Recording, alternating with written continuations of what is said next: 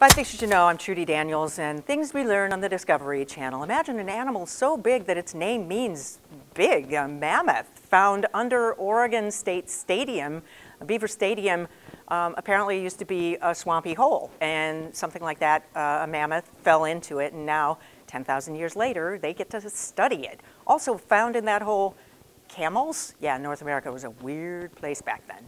So if you're going to call yourself Santa Claus and legally change your name to Santa Claus, you should stay off of mugshots. Too late, because a man who legally changed his name to Santa Claus in Spokane, Washington, just got himself busted for not only drunk driving, but driving on the wrong side of the road in a brown PT Cruiser. Because he's naughty Santa, although he is still Santa, they knocked it down to a reckless driving charge, provided Santa takes Uber from here on out. In Detroit schools, they have mushrooms, mold, and rats, which if it weren't so sad would be an interesting biology project.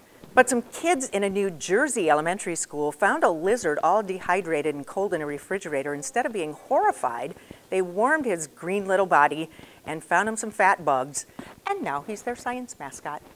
In the world of Rubik's Cubes, there are some pretty amazing contenders. For one thing, there's the guy who can solve the puzzle with his eyes completely closed. And then there's the kid from Kentucky who can do it in just under 5 seconds. However, all of their lives were ruined this week when two software engineers invented a Rubik's Cube solving robot.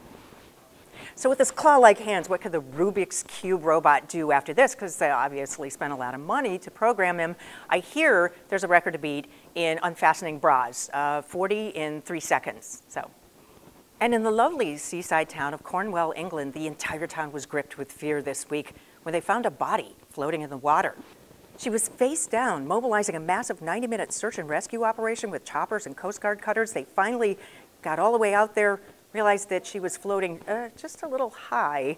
And after all those emergency resources were spent, the flotation device turned out to be somebody's blow-up doll. And that's 5 things you should know.